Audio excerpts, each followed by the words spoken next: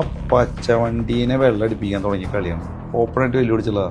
ഈ വണ്ടീനെ നീ വെള്ളടിപ്പിക്കണം, കഴിവിനെ കഴിച്ച് തൊള്ളാൻ പറഞ്ഞു. അവന്റെ കഴിവ് കാണിച്ചു. ഇപ്പൊ ഈ കുറച്ചു കാലം മുമ്പ് ബസ്സുകളുടെ കളറുകൾ സംബന്ധിക്കുന്ന കാര്യങ്ങൾ ചർച്ചകൾ ഒക്കെ ഉണ്ടായിരുന്നു. അതിന്റെ യഥാർത്ഥ കാര്യം എന്താണെന്നറിയോ? അതായത് ഈ കേരളം മൊത്തം ഈ മരിപ്പിന്റെ മുകളിലുള്ള വെള്ള തുണിയില്ലേ, അത് ഇടിയിച്ചത് തൃശ്ശൂരത്തെ രണ്ടുപേര് തമ്മിലുള്ള ഒരു ഈഗോ ആണ്. അതിലത്തെ ഒരാൾ ഞാനാ. എന്റെ ഈ പച്ചവണ്ടി ഇറങ്ങിയ ആ കാലം തൊട്ടിട്ട് ഈ വണ്ടി കുറെ ആളുകളുടെ ഉറക്കം കെടുത്തിയിട്ടുണ്ട്. ഒരു കോമ്പറ്റീഷനും ഇല്ല, പക്ഷെ മനസ്സിന്റെ ഉള്ളിലത്തെ വികൃതമായിട്ടുള്ള മൈൻഡ് സെറ്റുള്ള ആളുകൾക്ക് അത് അസ്വസ്ഥമായി. കുറെ കുട്ടികൾക്ക് ഈ വണ്ടി ഇഷ്ടമായി എന്ന് പറയുമ്പോൾ അവരുടെ വീട്ടിൽ വണ്ടികളുണ്ട്, ബസ്സുകളുണ്ട്, പക്ഷെ അവരോട് പറയണു അച്ഛാ സുജിത്തേട്ട പച്ചവണ്ടി ജിന്നാണ് എന്ന് പറയുമ്പോൾ അവരുടെ മനസ്സിലത്തെ വികൃതം ഭയങ്കരമായിട്ടുള്ള രൂക്ഷമായി.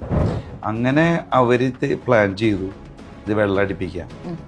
അങ്ങനെ ആ പച്ചവണ്ടീനെ വെള്ളടിപ്പിക്കാൻ തുടങ്ങിയ കളിയാണ്.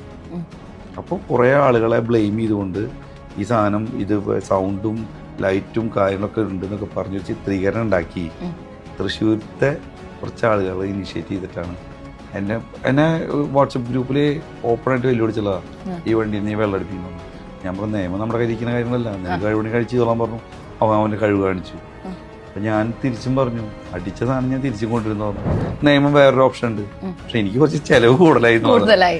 എന്നിരുന്നാലും കേരളത്തിനെ മറ്റേ ശ്മശാന ഭൂമി പോലെ വെള്ളമിട്ട് മൂടാൻ ഞാൻ തയ്യാറാണ്. എത്ര ലക്ഷം രൂപ നമുക്ക് ടാക്സ് ആയിട്ട്? നമുക്ക് 7,60,000 നമുക്ക് ടാക്സ് ആണ്. 7,60,000 രൂപ ടാക്സ് തന്നെ വരും. ടൂറിസം എന്ന് പറഞ്ഞാൽ കളർഫുള്ളാണ്. അതിനെ വെറും ഒരു ബ്ലാക്ക് ആൻഡ് വൈറ്റ് ചിത്രമാക്കാൻ ശ്രമിച്ചത് കൊണ്ട് ഈ അരബുദ്ധി എന്നൊക്കെ പറയില്ലേ, അരബുദ്ധിയായിട്ടുള്ള ആളുകളുടെ വിഷയമാണ്.